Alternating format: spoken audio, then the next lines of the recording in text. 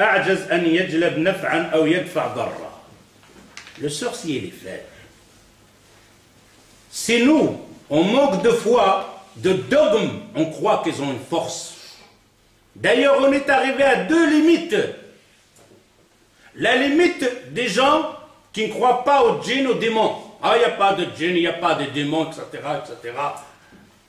Les non-croyants. Et à l'autre extrême, le djinn. Il ne faut pas parler de djinn. Si tu parles de djinn, il ne dort pas pendant 2 jours.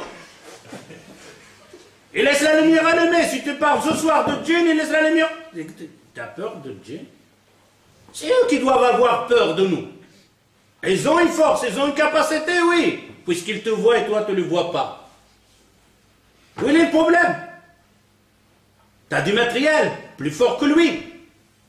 Mais où on a le problème? Où est le problème dans notre dogme? Le djinn, d'accord, le démon, d'accord, il te voit, il est à côté de toi, il est dans ta pièce, il est dans ta maison. Tu ne le vois pas. C'est comme celui-là maintenant, quand l'Amérique déclare la guerre, il attaque toujours la nuit. Vous savez pourquoi? Ils ont les jumelles spéciales qui voient la nuit. La Croix-Rouge. Ah ouais. Il peut te déclarer la guerre, il te voit, et toi comme soldat donc, de tiers-monde, il te voit, toi il marche avec toi. Il te chasse comme un petit oiseau là. Pourquoi? Tu as des jumelles spéciales, je ne te vois pas, je te me déclare la guerre. C'est une guerre injuste là. Et le djinn c'est comme ça, le démon c'est comme ça. Et il te voit, il est à côté de nous. Et là ils sont assez peut-être des musulmans qui écoutent. Les musulmans ne peuvent pas rester, il va écouter 5 minutes, il va se sauver dehors. Ils sont là à côté de toi, à la maison, etc. Tu sors, ils sont dans ta voiture, chez toi à la maison, dans ta cuisine, dans ta cave, dans ton grenier, ils sont partout. Alors il ne faut pas avoir peur. Évidemment je vais avoir peur. Si on dit un voleur, il se cache chez moi à la maison, comment je vais rentrer à la maison? Évidemment, je vais rentrer pas normal, tout doucement, chercher, regarder, laisser la lumière ouverte, etc. La main sur le téléphone pour la police directement.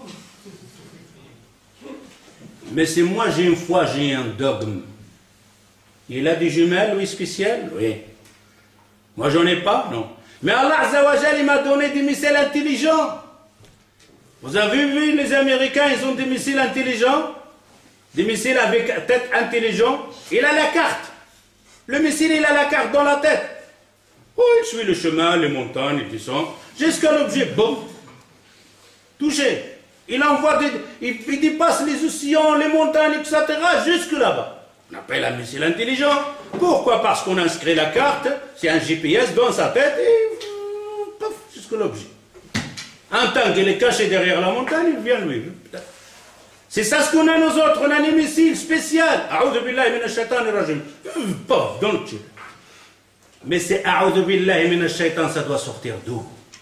D'ici. Je sens le sens. Je rentre à la maison, je sens, j'ai des frissons, j'ai peur directement, je sens il y a quelque chose. Envoie le missile, lâche le missile. Le missile d'ici. A'udhu billahi minash shaitanir rajim. Tu sais quand elle entend celui qui est autour là avec ses jumelles là, il est touché. D'ailleurs celui qui a les jumelles, le djinn, c'est jamais, il ressent en toi cette fois-là. Elle reste même pas, il n'attend pas le missile lui. Il dit celui-là, plein de missiles autour de lui. Il l'a entendu quand il est rentré à la porte. Bismillah. Hein? Oh, Bismillah, il a commencé déjà celui-là. Quand il va rester à la maison, tourner là autour de toi. Mais non. Envoie le missile. Mais c'est quoi? Mais c'est fini, on n'a pas cette foi-là. On a perdu le sens de ces invocations. C'est pour ça que tu vois les gens maintenant, ils arrivent. Hisn al-Muslim, qu'on appelle ça la citadelle du musulman. Il apprend les deux. Arrête avec ça. C'est pas ça la citadelle. Ça, c'est pas une citadelle. La citadelle, c'est ici. Ces invocations doivent venir d'ici. Quand on te dit A'udhu billahi minash. C'est quoi A'udhu billah? Ah ben, je ne sais pas, je dis comme ça. C'est de comprendre. A'udhu. Oh Allah, je me fais auprès de toi, je me protège auprès de toi. Tu fais cette invocation à celui qui t'a créé.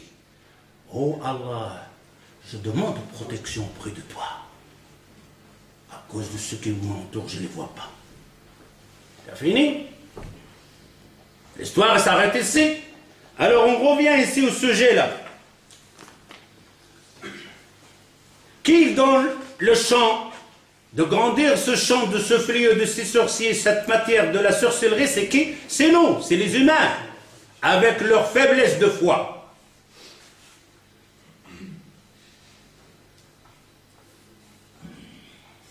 Alors, quand vous voyez ce fléau augmente, qu'est-ce qu'on comprend?